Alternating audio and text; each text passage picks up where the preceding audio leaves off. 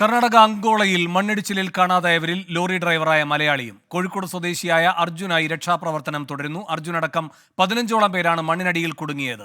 കർണാടക സർക്കാരുമായി ബന്ധപ്പെട്ട് സാധ്യമായ എല്ലാ ഇടപെടലുകളും നടത്തുന്നുവെന്ന് കെ രാഘവൻ MP. അല്ല, ഞാനിപ്പം കുറച്ചു മുമ്പാണ് കർണാടക മുഖ്യമന്ത്രിയുമായും ഡെപ്യൂട്ടി മുഖ്യമന്ത്രിയുമായും സംസാരിച്ചത്. അവരെല്ലാം പറഞ്ഞത് അവിടുത്തെ ഒരു കനത്ത മഴയുടെ പ്രശ്നം അവിടെയുണ്ട്, പ്രതികൂല കാലാവസ്ഥയാണ്. പക്ഷേ ഇന്ന് നേവൽ ടീം അവിടെ ഇറങ്ങും, റെസ്ക്യൂ ഓപ്പറേഷൻ ആരംഭിക്കും. എങ്ങനെ അർജുനെ രക്ഷപ്പെടുത്തുക എന്നുള്ളതാണ് ഇപ്പോഴത്തെ പ്രധാനപ്പെട്ട കാര്യം. അത് ചെയ്യാനെല്ലാം നടപടി സ്വീകരിച്ചു എന്നാണ് എന്നോട് പറഞ്ഞിട്ടുള്ളത്. അരുൺ പൂപ്രഭ ബംഗളൂരുവിൽ നിന്നും കോഴിക്കോട് കക്കോടിയിലെ അർജുന്റെ വീട്ടിൽ നിന്ന് അഭിജിത്ത് മുഴക്കുന്നും തത്സമയ വിവരങ്ങളുമായി ചേരുന്നു. ആദ്യം അഭിജിത്ത് മുഴക്കുന്നിലേക്ക്. അഭിജിത്ത്, മനാഫ് നേരത്തെ സംസാരിക്കുന്നുണ്ടായിരുന്നു. അവിടെ പ്രതീക്ഷ നൽകുന്ന ഒരു വാർത്തയുമല്ല ഉള്ളത്. മനാഫ് അങ്ങനെയുള്ള കാര്യങ്ങളാണ് പറഞ്ഞത്. ഈ കുടുംബം എന്താണ് പുതുതായി അവർക്ക് എന്തെങ്കിലും പുതിയ വിവരങ്ങൾ ലഭിച്ചിട്ടുണ്ടോ? എന്താണ് അവർ പറയുന്നത്?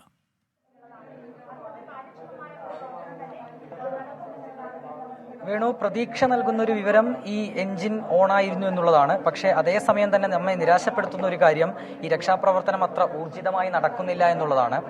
കാരണം ആ രീതിയിലുള്ള ഒരു വലിയ രക്ഷാപ്രവർത്തനമാണ് ഈ ഘട്ടത്തിൽ ആവശ്യം. പക്ഷേ അത്തരത്തിലുള്ള ഒരു ഇടപെടൽ ആരുടെ ഭാഗത്തു നിന്നും ഉണ്ടാകുന്നില്ല എന്നുള്ളത് വളരെ നിരാശാജനകമാണ്. ഇപ്പോൾ ഈ രീതിയിൽ മുഖ്യമന്ത്രിയുടെ ഓഫീസിൽ നിന്നുൾപ്പെടെ ഈ കുടുംബവുമായി ബന്ധപ്പെട്ടിട്ടുണ്ട്. ഇടപെടൽ ഉണ്ടാകുമെന്ന് മുഖ്യമന്ത്രിയുടെ ഓഫീസിൽ നിന്നുൾപ്പെടെ ഇവരെ അറിയിച്ചിട്ടുണ്ട്. എന്നാൽ വളരെ ഊർജിതമായ രീതിയിൽ രക്ഷാപ്രവർത്തനം നടത്തണം എന്നുള്ള ഒരു ആവശ്യം ഇവരുടെ ഭാഗത്തു നിന്ന് ഉയരുന്നുണ്ട്. നേരത്തെ നമ്മൾ സൂചിപ്പിച്ചതുപോലെ തന്നെ ആ പ്രദേശത്ത് ഈ ദേശീയപാതയിലേക്കാണ് മണ്ണിടിഞ്ഞു വീണത്. ആ മണ്ണിനടിയിൽ അർജുന്റെ വാഹനം കുടുങ്ങിക്കിടക്കുന്നു. അതിനകത്ത് അർജുൻ ഉണ്ട് എന്നുള്ളത് തന്നെയാണ് ഇപ്പോഴും വിശ്വസിക്കുന്നത്. ആ രീതിയിൽ GPS ലൊക്കേഷൻ അടക്കമുണ്ടായിരുന്നു. പക്ഷേ ഈ ചൊവ്വാഴ്ച ഈ അപകടം നടന്ന് ഇന്നിപ്പോൾ 2-3 ദിവസം പിന്നിട്ടിരിക്കുന്നു. എന്നിട്ടും വലിയ രീതിയിലുള്ള ഒരു രക്ഷാപ്രവർത്തനം അവിടെ നടക്കുന്നില്ല എന്നുള്ളത് നിരാശയുണ്ടാക്കുന്ന ഒരു കാര്യമാണ്. അത്യന്തം ഗുരുതരമായ ഒരു കാര്യമാണ്. ഈ 15-ാം തീയതി അവസാനമായി ഈ അർജുനുമായി കുടുംബം സംസാരിക്കുന്നു. 16-ന് അർജുനെ ഫോണിൽ വിളിച്ചു, റിങ് ചെയ്യുന്നുണ്ട്, എടുക്കുന്നില്ല. അതിനുശേഷം ഫോൺ സ്വിച്ച് ഓഫ് ആണെന്ന് അറിയിക്കുന്നു. പിന്നീട് കഴിഞ്ഞ ദിവസം വിളിക്കുമ്പോൾ ഫോൺ റിങ് ചെയ്യുന്നു, ഇന്നും ഫോൺ റിങ് ചെയ്യുന്നു.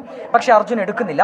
എന്നാൽ GPS ലൊക്കേഷനിൽ അർജുൻ ഇവിടെ ഉണ്ട് എന്ന് കാണിക്കുന്നു. ഇന്ന് ഭാരത് ബെൻസിൽ നിന്ന് ഈ കുടുംബത്തിന് ഒരു പ്രതികരണം ലഭിക്കുന്നു. ഈ എഞ്ചിൻ ഓഫായിട്ടില്ല, ഇന്നലെ രാത്രി വരെ എഞ്ചിൻ പ്രവർത്തിച്ചിട്ടുണ്ട്, 50% ഇന്ധനമായി വാഹനത്തിൽ ബാക്കിയുണ്ട്. അങ്ങനെയെങ്കിൽ ഈ എയർ കണ്ടീഷന്റെ ഒക്കെ സഹായം ഈ വാഹനത്തിന് ലഭിക്കും. അങ്ങനെയെങ്കിൽ സുരക്ഷിതമായി അർജുൻ ഈ വാഹനത്തിന് അകത്തുണ്ടാകാനുള്ള സാധ്യത തന്നെയാണ് നിലവിലുള്ളത്. പക്ഷേ എടുത്തു പറയേണ്ട ഒരു കാര്യം, വളരെ ഊർജിതമായി തന്നെ രക്ഷാപ്രവർത്തനം നടക്കേണ്ടതുണ്ട്. ആ രീതിയിലുള്ള രക്ഷാപ്രവർത്തനം ഊർജിതമായി നടന്നുവെങ്കിൽ മാത്രമേ നമുക്ക് അതിലൊരു പ്രത്യാശ ഉണ്ടാക്കുന്ന ഒരു വാർത്ത നമുക്ക് ലഭിക്കുകയുള്ളൂ. ഇതിലിപ്പോൾ മുഖ്യമന്ത്രിയുടെ ഓഫീസ് ഉൾപ്പെടെ ഇതിൽ ബന്ധപ്പെട്ടിട്ടുണ്ടല്ലേ? തീർച്ചയായിട്ടും മുഖ്യമന്ത്രിയുടെ ഓഫീസ് ബന്ധപ്പെടുന്നുണ്ട്. മുഖ്യമന്ത്രിയുടെ ഓഫീസ് മാത്രമല്ല, മിനിസ്റ്റർ ഗണേഷ് സാറിന്റെ ഓഫീസിൽ നിന്നും ബന്ധപ്പെട്ടിട്ടുണ്ട് എന്നാണ് നമുക്ക് അറിയാൻ പറ്റിയത്. മുഖ്യമന്ത്രിയുടെ ഓഫീസിൽ നിന്ന് വിളിച്ചിരുന്നു. അപ്പോൾ അവർ പറഞ്ഞു നമ്മൾ കൃത്യമായിട്ട് അതിന്റെ ഇടപെടൽ കാര്യങ്ങളെല്ലാം ചെയ്തിട്ടുണ്ട് എന്ന് പറഞ്ഞു. പക്ഷേ അവിടുന്ന് ഇപ്പോഴും പറയുന്നത് ഈ മഴ ഒരു പ്രതികൂല ഘടകമായി നിൽക്കുന്നുണ്ട്, രക്ഷാപ്രവർത്തനത്തിനൊരു പ്രശ്നം സൃഷ്ടിക്കുന്നുണ്ട് എന്ന് തന്നെയല്ലേ? ഇപ്പൊ അവസാനം ഈ അവിടെ ചിലവരൊക്കെ നമ്മൾ ഇവിടുന്ന് ചിലവരൊക്കെ പോയിട്ടുണ്ടല്ലോ, ഏറ്റവും ഒടുവിൽ അവർ നൽകുന്ന വിവരം ഇന്നലെ എന്താണോ അവിടെ നടക്കുന്നത് ആ രീതിയിലുള്ള രക്ഷാപ്രവർത്തനം തന്നെയാണ് ഇന്ന് നടക്കുന്നത്. ഒരു 2-3 ഹിറ്റാച്ചി കാര്യങ്ങളെല്ലാം വെച്ച് മണ്ണ് ലോറി വന്ന് കൊണ്ടുപോകുന്ന ആ ഒരു സ്ലോയിലുള്ള പരിപാടികൾ തന്നെ. പ്രത്യേകിച്ച് ആയിട്ടൊന്നും ഇല്ല. നമുക്കിപ്പോൾ ആർമി പോലുള്ള സംവിധാനങ്ങളൊക്കെ വരികയാണെങ്കിൽ കുറച്ചുകൂടെ അവർ അതിന് എക്സ്പീരിയൻസ്ഡ് ആണ് ഈ ഇത്തരം റെസ്ക്യൂവിൽ. അപ്പോൾ അങ്ങനത്തെ സംവിധാനങ്ങൾ നമ്മളെ കേരളത്തിലൊക്കെയാണ് എത്ര വേഗം അങ്ങനത്തെ സംവിധാനങ്ങൾ വരും, സർക്കാർ വരുത്തും. പക്ഷേ അവിടെ അതൊന്നുമില്ല. അവിടെ കുറച്ച് പേര് വന്ന് ഈ മണ്ണ് മാന്തി കൊണ്ട് ഇങ്ങനെ മാന്തി പോകുന്നു, മണ്ണ് എടുത്തു പോകുന്നു, ആ രീതിയിൽ മാത്രം. ഇതുപോലെയാണ് 5-10 ദിവസം കൂടി കഴിഞ്ഞാൽ ആ മണ്ണ് മാറൂ എന്നാണ് അവിടെ ഉള്ള നമ്മളെ ടീം നമ്മളോട് പറയുന്നത്. അതായത് ഇങ്ങനെ ഒരു അപകടം സംഭവിച്ചു എന്നുള്ള സംശയം തോന്നിയ തുടക്കഘട്ടത്തിൽ തന്നെ നിങ്ങൾ ഈ വിവരം അവിടെ പോലീസ് സ്റ്റേഷനിൽ വിളിച്ച് പറഞ്ഞിട്ടുണ്ട്. ആ രീതിയിലുള്ള കാര്യങ്ങളൊക്കെ നിങ്ങളുടെ ഭാഗത്ത് നിന്ന് ഉണ്ടായിട്ടുണ്ട്. പക്ഷെ അപ്പോഴും തുടക്കത്തിൽ അത്തരത്തിലുള്ള ഒരു അലംഭാവം അവിടെയുള്ളവരുടെ ഭാഗത്ത് നിന്ന് ഉണ്ടായിട്ടുണ്ട്.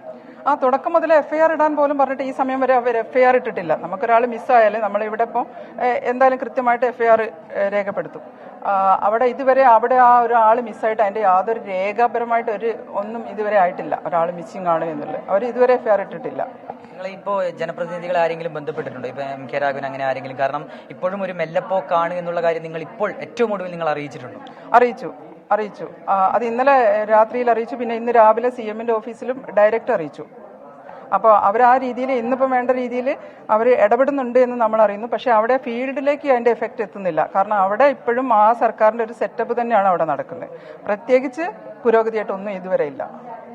നമുക്ക് എത്രയും വേഗം അവൻ്റെ അടുത്തേക്ക് സംവിധാനങ്ങൾ എത്തുക എന്നുള്ളതാണ്. കാരണം അവൻ ഇപ്പോഴും ജീവനോടെ ഉണ്ട് എന്നാണ് നമ്മൾ പ്രതീക്ഷിക്കുന്നത്. കാരണം അത്രയും അത്യാധുനിക സൗകര്യങ്ങളുള്ള വണ്ടിയാണ്.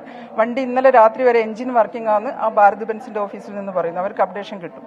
അപ്പോൾ അങ്ങനെയാണെങ്കിൽ AC എന്തെങ്കിലും വർക്കിംഗ് ആയിട്ട് അവൻ അതിനകത്ത് സേഫായിട്ട് ഇരിക്കുന്നുണ്ടെന്നാണ്.